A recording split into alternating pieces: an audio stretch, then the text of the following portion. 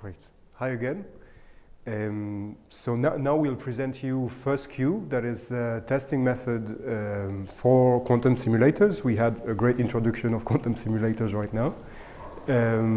But it's using a mix between some fuzzing techniques and some more formal method techniques. And so I guess many of you would be familiar with fuzzing, but just a quick introduction.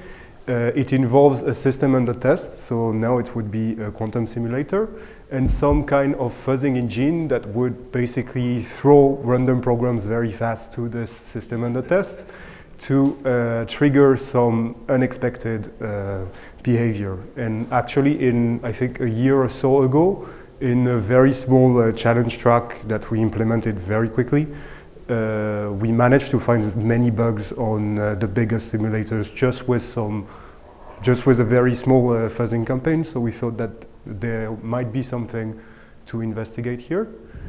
And so we had an introduction of quantum simulators, but that's an example of a very simple program running in the two most famous simulators from IBM and Google that is implementing the same quantum circuit. That should behave the same then.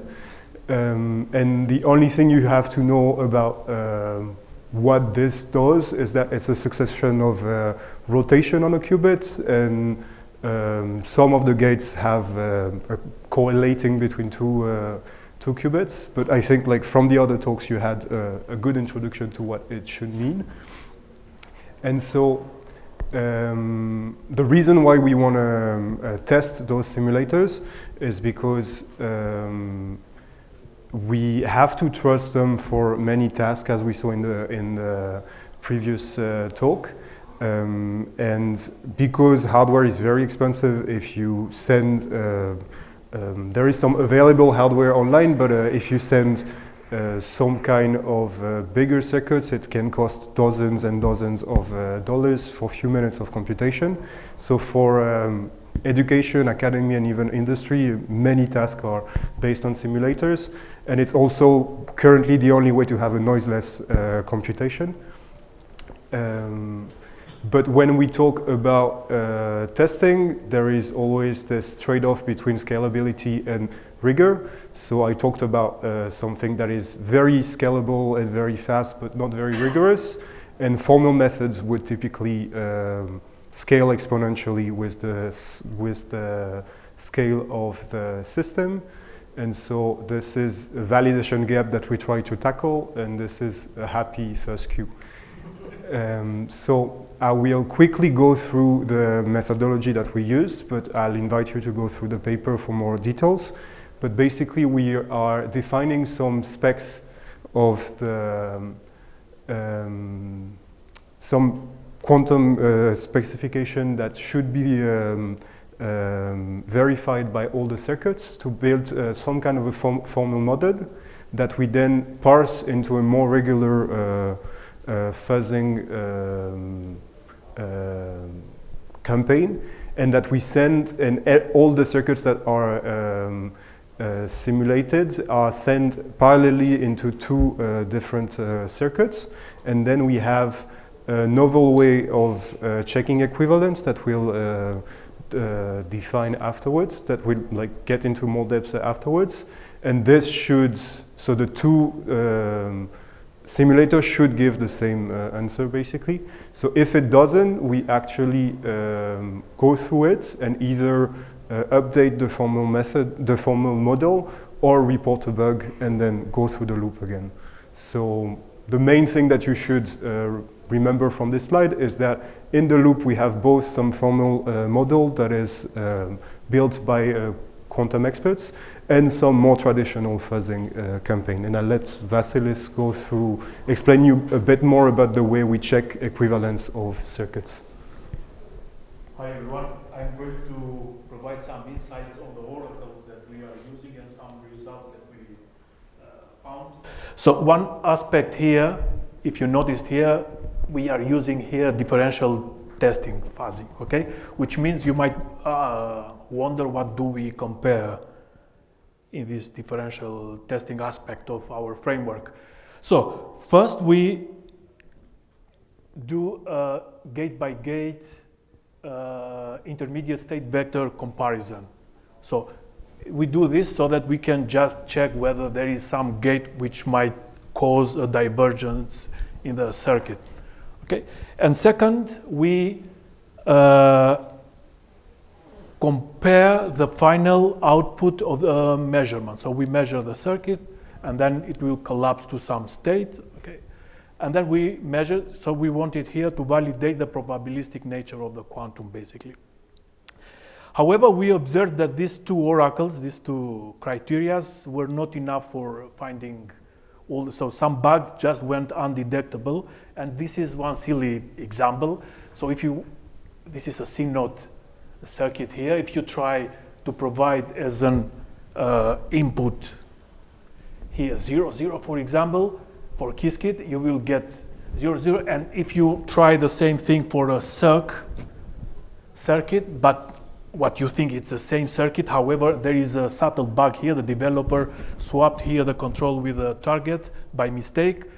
But still, if you provide here 0, 0, you will get still 0, 0. By using the criteria, state vectors, gate by gate, intermediate state vector comparison, you will, this bug of just swapping the target with the control will go undetectable. And that's why we came up with one more oracle. So on top of the state-by-state intermediate state vector comparison, we extracted the unitary matrices for both circuits. This is just a silly example between two. This can be generalized to multiple simulators. Again, we have provided already the formalism in the paper and proofs that establishes this idea. So we extract the unitary matrix from both simulators, and then we perform this fancy check here, and we should find some kind of identity matrix as a result. And if you now come back to the example that we saw earlier, and if we perform now this oracle, new oracle, you will see that the result here is not the identity matrix, which means that we have spotted a bug using this oracle. So just we used a kind of multi-layered oracles so that we can spot different bugs that might expose in different contexts. Now, you might wonder how good are our tests. Firstly, in terms of throughput generation, test case generations, this is quite fast. We are using Alloy modeling language, which is a dedicated specification modeling language. It's quite lightweight and intuitive modeling language, and it generates quite fast test cases. So this is just a number metric, 140 circuits per second, but yeah, we generated millions of test cases without any issue. So there is no issue in terms of bottleneck here in this aspect. And in terms of diversity, just we took a sample, a good sample, and we noticed that we had a high coverage, so almost all the gates that we modeled in the Alloy model were used in this sample that we checked here, and almost 90% of all the circuits generated in this sample were almost unique circuit structures. Okay, so we had quite a colorful, let's say, sample of examples in this. Now, in terms of the code coverage for circuit, and we performed some experiments, circuit and Qiskit as well, and we noticed that we achieved quite good coverage just with up to 6 qubits. So we achieved this kind of saturation, so no more than 6 qubits were necessary just to penetrate more the code space of the either Qiskit or Circ simulators. Okay, and we achieved the third oracle that I mentioned earlier, which is about extracting the unitary matrix. It's quite expensive oracle, okay, because yeah, the unitary matrix scales exponentially, and we achieved it did okay-ish up to 12, 15 qubits, okay, but more than 15 qubits, then we are thinking now some other cool ideas that we have already submitted for tackling much more qubits testing. But since we achieved such a nice, let's say, coverage for up to 8 qubits, we were quite happy with the oracle, which already covered the 15 up to 15 qubits. Now let me just show you a small bug, a silly bug. It might seem silly, but it's quite counterintuitive in terms of user expectation. So imagine we have this circuit here. Okay, we have an X gate, and then we have a swap between these 2 qubits. Now, just think on 2 levels. We have the virtual qubits, the Q0 and Q1, the ones that the developers use to write their program. And we have the so-called physical qubits, which are the physical components in the simulator's memory. Okay, you can think of them like the wires here that you can see here. So we have the virtual qubits, labels, okay, and we have the wires, the component, the physical qubits here. And if you try now provide as an input 0, 0 here, it's straightforward. You will compute that the output would be something like that here. So just we flipping a bit here and swapping the 2 wires between them, okay? When we tried this circuit with the differential testing, we noticed that the output is not quite what you see here. And the reason for that, after we discussed this with the guys experts from Qiskit, they told us that the reason behind that is that while they initially provide a mapping like that, so like the previous one, so initially the mapping was like that, so the virtual qubit Q0 maps to the wire, the top wire, and the Q1 to the bottom wire here. But as we perform, after we performing the X gate here, for the swapping story here, then what Qiskit does in order to be efficient, they just doing a remapping, which means that Q0 now is mapped to the wire on top, and the Q1 now is mapped to the other wire. So in order to perform swapping, they do not swap the bits across the wires. They just do this kind of remapping in order to be efficient from memory consumption point of view. Okay, and this is quite, we discussed with them, this is quite, from a user expectation point of view, this is counterintuitive behavior. You wouldn't never expect to see the output done. And yeah, this is a very small, silly, might seem a bug, but it's quite something that you would not expect. Now, in terms of, this is just a representation of the memory consumption. Okay, the blue ones is Qiskit, and you will see how amazingly they are doing here. So while you are just increasing the number of qubits and the depth, you will see that the memory consumption is almost flat. Okay, it's not increasing.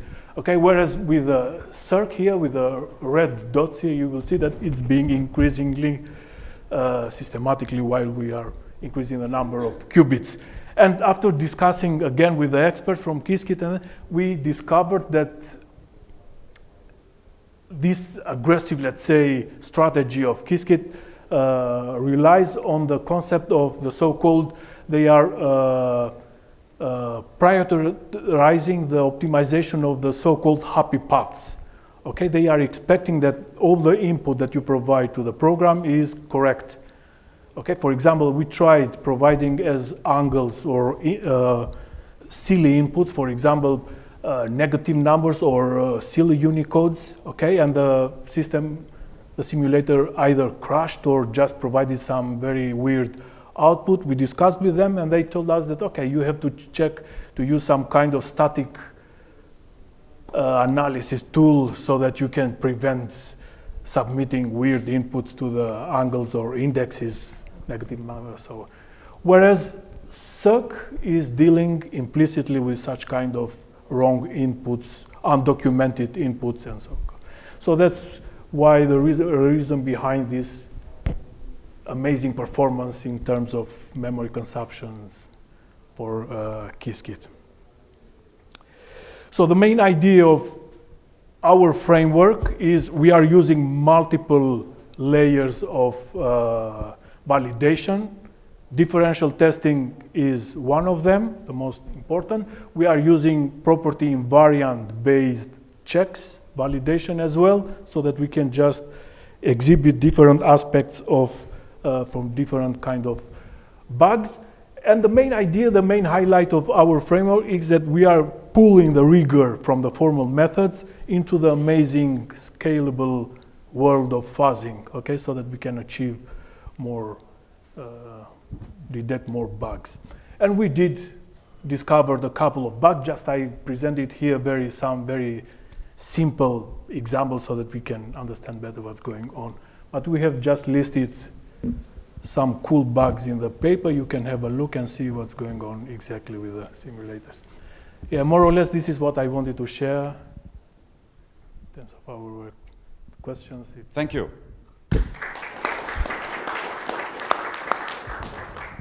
Okay, questions?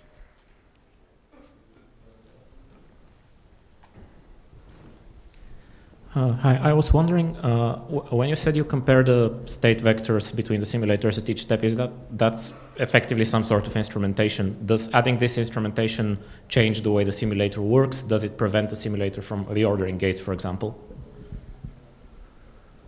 No, we didn't observe such kind. Just checking the state vectors? Adding the operations for extracting the state vectors, does that change the behavior of the simulator? No, we didn't observe such. No. So, okay, thank you. But you don't have to do it at the same step, yeah? Because you sample a lot. Well, so Qiskit does gate fusion, which might be blocked if you have the extract state vector instruction every. Measure and then continue with the same. You can measurement is done in the end of the, so intermediate measurement we do not perform. No, Thank you. Oh, that would be a good challenge to extend the framework. Yeah, this was something that we discussed, whether we should provide measurement intermediately, which, yeah. Even if you do intermediate measurement, you can just stop it. You know, you can play with the circuit, and once you decide it's too dirty to continue the testing, you drop it and restart. Yeah, but we already had these findings without doing such kind of complex. So we thought that we would share this. Very good. Other questions?